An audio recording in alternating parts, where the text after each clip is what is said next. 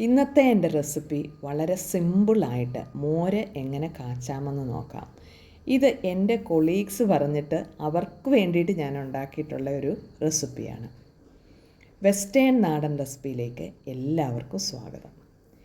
ഇതിനായിട്ട് 1 കപ്പ് കട്ട തൈരാണ് എടുത്തിരിക്കുന്നത്. അതുപോലെ 1 കപ്പ് വെള്ളവും. തൈര് റൂം ടെമ്പറേച്ചറിൽ തന്നെ ആയിരിക്കണം.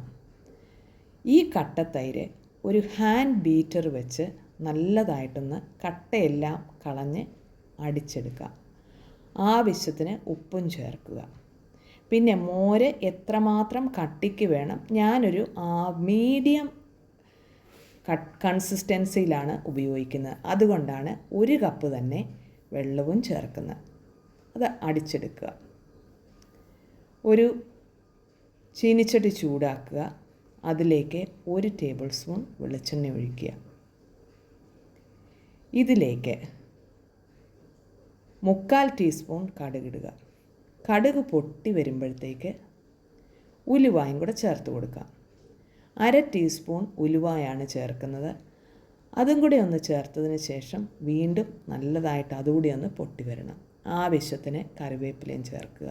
കറിവേപ്പില നല്ലൊരു ഫ്ലേവർ തരും. ഇത് ടിപ്പിക്കൽ ഒരു കോട്ടയം സ്റ്റൈലാണ്. ഇതിലേക്ക് ഇഞ്ചി ഒരു ചെറിയ കഷ്ണവും 3 അല്ലി വെളുത്തുള്ളിയും ഇതുപോലെ തന്നെ നീളത്തിലരിഞ്ഞ് അതും കൂടി ഒന്ന് ജസ്റ്റ് ഒന്ന് കളർ മാറുന്നത് വരെ ഒന്ന് മൂപ്പിച്ചെടുക്കുക. പിന്നെ എരിവിനായിട്ട് മുളക് ചേർക്കുന്നത് അത് ഓപ്ഷണലാണ്. വേണ്ടാത്തവർ ഇത് അവോയ്ഡ് ചെയ്യുക. ഞാനിവിടെ ചേർക്കുന്നത് 1 പച്ചമുളകും 1 ഉണക്കമുളകുമാണ്. അതും ഒന്ന് മൂപ്പിച്ചെടുക്കുക. തീ വീണ്ടും ഏറ്റവും സിമ്മിലേക്കാക്കുക. ഇതിലേക്ക് 1 ടീസ്പൂൺ മഞ്ഞൾപ്പൊടി ചേർക്കുക. മഞ്ഞൾപ്പൊടി ചേർത്തതിന് ശേഷം വീണ്ടും ഒന്ന് ഇളക്കി മഞ്ഞൾപ്പൊടിയുടെ പച്ചമണം മാറ്റിയെടുക്കുക. പച്ചമണം മാറിക്കഴിയുമ്പോൾ സ്റ്റൗവ് കംപ്ലീറ്റ് ഓഫ് ചെയ്യുക. അതിലേക്ക് ഈ മോരും വെള്ളവും കൂടെയുള്ള ആ ലായനി ഒഴിച്ചു കൊടുക്കുക. ഇപ്പോൾ നമ്മൾ സ്റ്റൗ കത്തിക്കുന്നില്ല. ഒരു 2 മിനിറ്റ് ആ ഓഫ് ചെയ്ത ഇതിൽ തന്നെ ഒന്ന് ഇളക്കുക. അതിനുശേഷം ഏറ്റവും സിമ്മിലേക്ക് സ്റ്റൗ ഓണാക്കുക.